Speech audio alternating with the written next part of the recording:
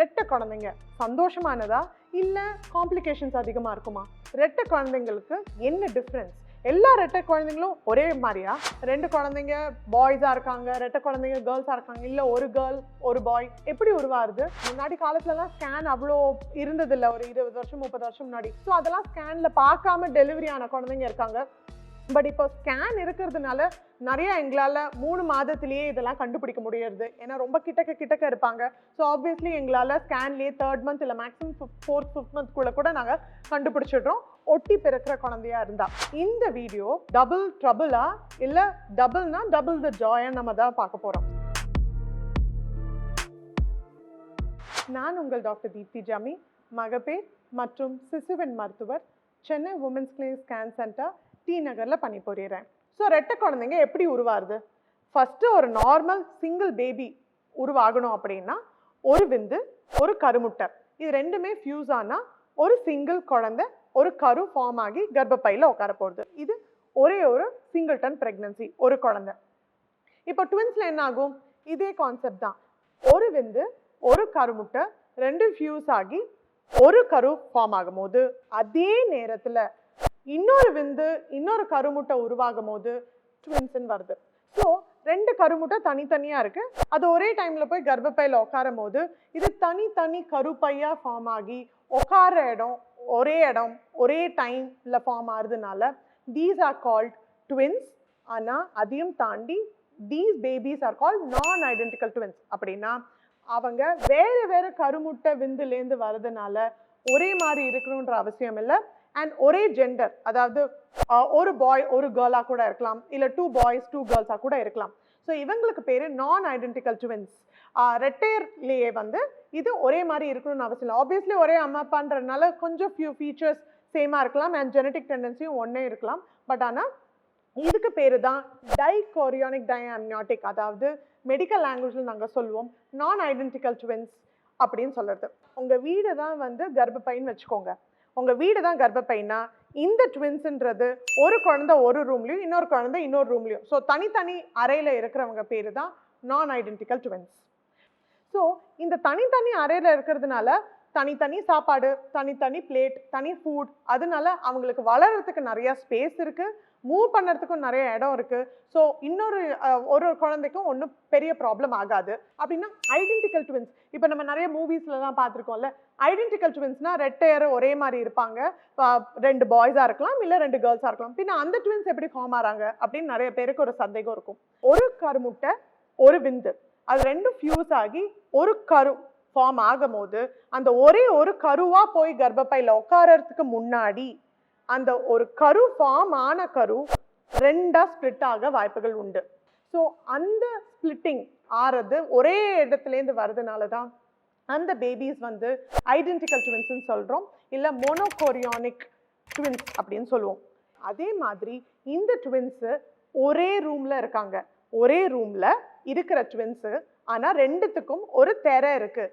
அதாவது சீக்கிரமே ஒரே நாளுக்குள்ளேயே அந்த செல்ஸ் வந்து ஸ்ப்ளிட் ஆகிடுதுன்னா ஒரே ரூமில் இருக்கிற ட்வின்ஸ், பட் ஆனால் ஒருத்தங்க ஒரு பக்கமும் ஒரு ஸ்க்ரீன் மாதிரி திரை மாதிரி நடுவில் இருந்து இன்னொரு குழந்தை இன்னொரு பக்கமும் இருக்கிறது, பட் இருக்கிற இடம் ஒரே ரூம் ஒரே வீடு. ஸோ அப்படின்னா அந்த ட்வின்ஸுன்றது ஒரே நஞ்சு கொடியிலேருந்து தான் சாப்பாடு போகுது. ஸோ ஒரே பிளேட்லேருந்து அந்த ரெட்டை குழந்தைங்க சாப்பிடணும். ஸோ அப்போது என்ன ஆகுது? ஒரே பிளேட்லேருந்து சாப்பாடு எடுக்கும் போது ஒரு குழந்தை நிறைய சாப்பாடு எடுத்துக்க வாய்ப்பு இருக்குது, இன்னொரு குழந்தை கம்மியாக சாப்பாடு எடுத்துக்க வாய்ப்பு இருக்குது.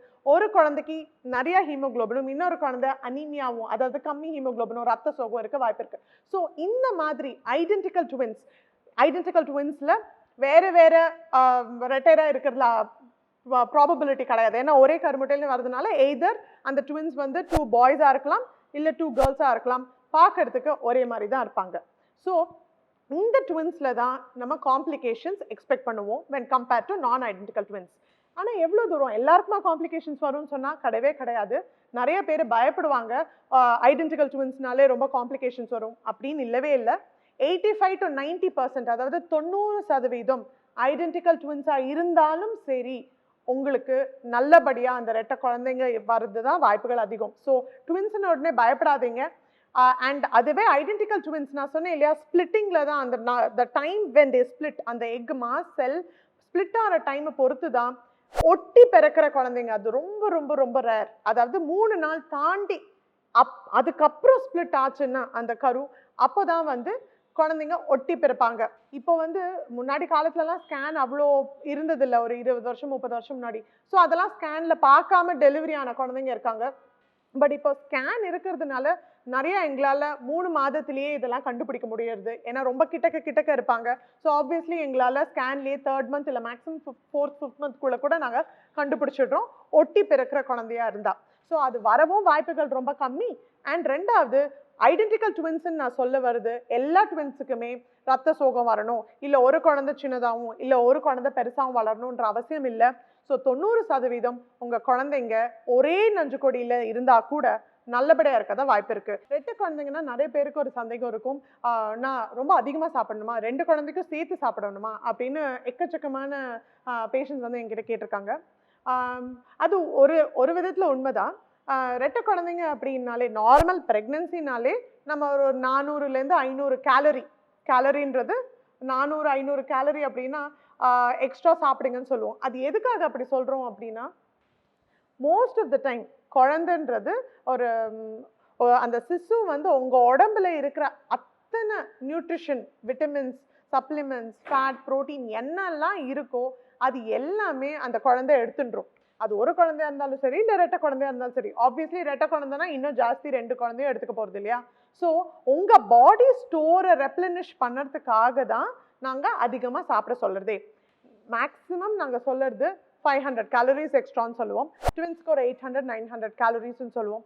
டெஃபினட்டாக நிறையா நட்ஸ் சாப்பிடுங்க, ஃப்ரூட்ஸ் அண்ட் வெஜிடபிள்ஸ் சாப்பிடுங்க. அண்ட் நிறையா நீங்கள் ஹெல்த்தியாக ஃபுட் சாப்பிடும் போது ஆப்வியஸ்லி கார்போஹைட்ரேட்ஸும் எடுத்துக்கணும்.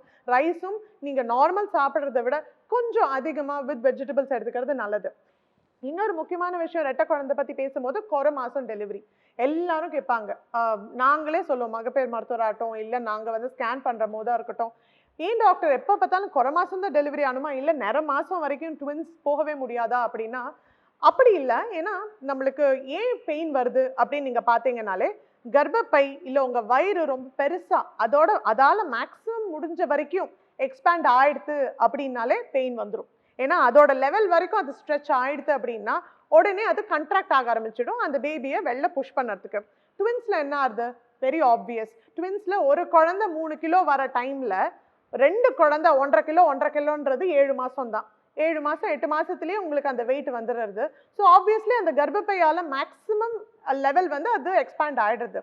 ஸோ அதனால தான் அதையும் தாண்டி குழந்தைய சுற்றி இருக்கிற ஃப்ளூட் ஆகட்டும், நஞ்சு கொடி ஆகட்டும், இல்லை கர்ப்பப்பையோட வெயிட் ஆகட்டும், அதெல்லாமே 8 மந்த்ஸ் முடிவிலேயே நம்மளுக்கு ரொம்ப 5 கிலோ கிட்ட 5-6 கிலோ கிட்ட வந்துடுறது இல்லையா. அதனால தான் ட்வின்ஸுக்கு வந்து குறை மாதன்றது ரொம்பவே ஃப்ரீக்வெண்ட். அதுக்குன்னு எல்லா ட்வின்ஸுமே 34-35 வாரத்தை டெலிவரி ஆகணும்னு அவசியம் இல்லை. எனக்கும் தெரிஞ்ச நிறைய ட்வின்ஸ் வந்து 36 இல்லை 37 வாரம் வரைக்கும் போயிருக்காங்க. ஆனால் டேட் வரைக்கும் போகிறதுன்றது சாத்தியம் இல்லை. ஏன்னா அந்த மாதிரி விடுறதுக்கும் அது நல்ல விஷயம் கிடையாது. ஸோ இந்த இன்ஃபர்மேஷன் உங்களுக்கு ரொம்ப யூஸ்ஃபுல்லாக இருக்கும்னு நினைக்கிறேன். நெக்ஸ்ட் டைம் யாருக்கான ட்வின்ஸ்னா கண்டிப்பாக என்ன ட்வின்ஸ்ன்னு கேட்டுக்கோங்க. அண்ட் பிகாஸ் அது மேனேஜ்மெண்ட்டுக்கு ரொம்ப ஹெல்ப்ஃபுல்லாக இருக்கும். இந்த உங்களுக்கு யாரான ட்வின்ஸுன்னு கர்ப்பிணி பெண்கள் உங்கள் ஃப்ரெண்ட்ஸ் தெரிஞ்சாலும் சரி, உங்களுக்கு தெரிஞ்சவங்க இருந்தாலும் சரி, இந்த இன்ஃபர்மேஷன் ஷேர் பண்ணுங்கள். And do subscribe to our channel, YouTube channel at Dr.Deepthi Jammi. Thank you.